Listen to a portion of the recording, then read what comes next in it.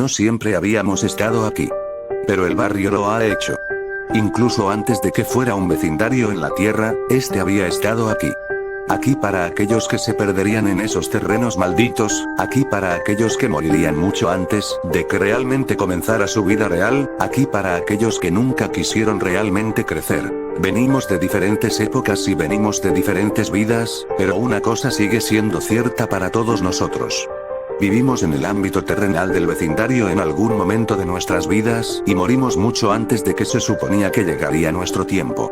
No recordamos mucho de nuestras vidas en el callejón sin salida desde que el último miembro de nuestro grupo se unió a nosotros y ciertamente no recordaremos ahora cuando viene el próximo espíritu, pero esto es lo que sí sabemos. Rolf fue el primero en venir aquí. A diferencia de la mayoría de nosotros, nació en tierras lejanas e incluso en la otra vida no ha perdido el toque de su educación en el viejo mundo. Vivió en el barrio antes de que se desarrollara. Hijo de un pastor, él y el resto de su familia vinieron a fundar una granja en las tierras que pronto se convertirían en el lugar en el que finalmente residiríamos todos. Murió en 1903. Mientras cuidaba los animales de la familia, el toro se rompió suelta de su pluma y, en los esfuerzos de Rolf por detener a la bestia, fue pisoteado hasta la muerte. Es por eso que a pesar de que trajo con él gran parte del ganado de su familia en espíritu, decidió no llevar el ganado. Él continúa ocupándose de los negocios de la granja a diario, pero está más que feliz de descuidarlos ocasionalmente para jugar con los otros niños del vecindario. Johnny siempre fue el niño solitario. De hecho, Rolf se convirtió en su primer amigo humano cuando llegó al callejón sin salida después de su muerte. Sus padres se mudaron a los terrenos de la antigua granja de Rolf poco después de su muerte. Sin otros niños alrededor y sin trabajo de campo para tomar su tiempo como lo hizo con Rolf, Johnny se metió en su propia mente en gran medida. From the Plan nació. Juntos vagaron por el campo trepando árboles y metiéndose en problemas. Lamentablemente, esto no duró para siempre, ya que unos años más tarde Johnny quedó postrado en cama por una enfermedad. En 1922 murió tras una larga batalla contra la tuberculosis. Vio a su amigo imaginario Plan de pie junto a él hasta su último aliento. Incluso ahora en la otra vida, sin el campo para jugar, Johnny todavía pierde gran parte de su tiempo retozando por los patios traseros y las calles. Eddie fue el siguiente en llegar. Eddie nació en la ciudad de Nueva York, pero se mudó al vecindario en 1932, justo cuando la Gran Depresión estaba en pleno apogeo. El vecindario, aunque todavía diferente, estaba comenzando a tomar forma a partir de los campos de su pasado, cuando las familias se mudaron y dividieron las tierras que una vez pertenecieron a la familia de Rolf.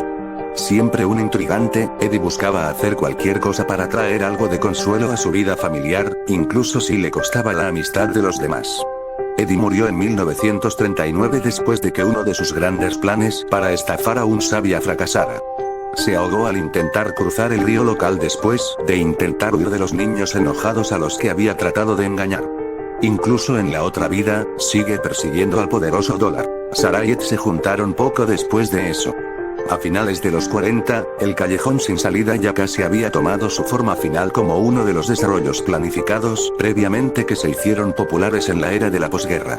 Como hermano y hermana que crecieron en el caos de la Segunda Guerra Mundial, ambos tuvieron varias formas de escapar de sus vidas como hijos de un soldado muerto y una madre trabajadora. Sarah se enfureció y controló mientras trataba de asegurarse de que todos a su alrededor supieran que ella estaba a cargo, todo en un intento de copiar su visión del ajetreo y el bullicio de su madre que a menudo trabajaba. Ed, por otro lado, lo hizo de una manera diferente. Simplemente lo excluyó por completo, de hecho, excluyó a casi todos y todo en el mundo, convirtiéndose por completo en lo que parecía ser un completo idiota. En cambio, Ed decidió involucrarse completamente en las películas de monstruos y los cómics que comenzaron a aparecer después de que terminó la guerra. No pasó mucho tiempo después de esto que, en 1953, Ed y Sarah murieron en un accidente automovilístico cuando su madre los llevaba a visitar a sus abuelos. Nash llegó un tiempo después del hermano y la hermana. Nash era un niño de las flores, nacido de un par de hippies que se convirtieron en establecimientos a finales de los 60. Ella era una chica naturalmente hermosa que siempre había tenido un don con los niños y los hombres por igual. Vivía la vida por capricho y, a menudo, coqueteaba y jugaba sin ninguna intención. Murió posiblemente de la manera más horrible de todos los niños del vecindario.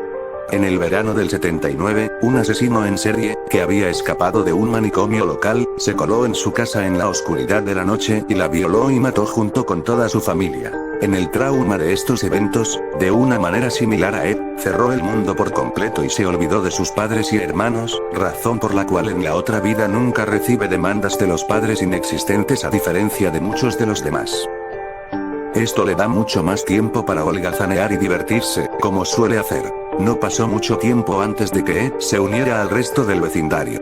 Era hijo de dos profesionales altamente controladores en la era de la codicia que, a pesar de su constante ausencia, dominaba su vida. Como tal, Ed se convirtió en un intelectual y en una figura bastante mansa y tímida. Siempre del tipo curioso, le encantaba experimentar cuando se le daba el tiempo fuera de la escuela y las constantes tareas de sus padres. Esto lo llevaría a su muerte prematura en 1986, cuando una fuga de gas combinada con un mechero Bunsen de uno de sus experimentos lo destrozó a él y a su casa. Siendo del tipo tímido y servil, entre varias desventuras, Ed continuó siguiendo las órdenes escritas de sus padres mucho después de su muerte. Kevin fue el siguiente en unirse al grupo.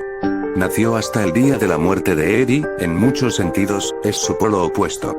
Kevin vino de un hogar roto y desarrolló una personalidad audaz. En vida, fue cínico y enojado y se desquitó con muchos de los otros niños. Su padre abusivo rara vez le prestaría atención en la vida y terminaría provocando el final de la misma. En un estado de rabia ebrio, su padre lo golpeó después de que Kevin intentó enfrentarse a él. Murió camino al hospital en el invierno de 1999. Su padre pasó el resto de su vida en prisión. En la otra vida, Kevin cambió su percepción a lo contrario de lo que realmente era su vida, con un padre lejano que lo colmaría de regalos. Sin embargo, continuó manteniendo su intimidación incluso en la muerte. Jimmy fue el último en llegar al callejón sin salida. Murió en 2000, poco después de mudarse a la casa en la que había vivido el padre de Kevin. Había tenido leucemia desde que apenas tenía edad para caminar.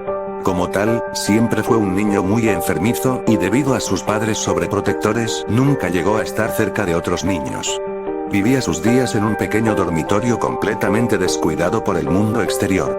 Jimmy se demoró durante bastante tiempo en un estado cercano a la muerte, pero al final finalmente cedió al sufrimiento de su enfermedad de toda la vida. Las hermanas Kamket eran diferentes de cualquier otro habitante del callejón sin salida. Nunca pertenecieron al plano terrenal de existencia. En cambio, son los hijos de demonios no muy diferentes de los sucubae del saber humano. Parecen poseer habilidades imposibles para los estándares de los demás, como la capacidad de aparecer casi en cualquier lugar al instante. Fueron enviados desde el infierno para atormentar a las ya torturadas almas del barrio. Sorprendentemente, se sienten atraídos por los Eds por razones desconocidas, aunque se especula que son los miembros de voluntad más débil del vecindario y son vistos como objetivos fáciles por ellos. A pesar de eso, son universalmente odiados y a menudo temidos por todos, incluidos los Eds.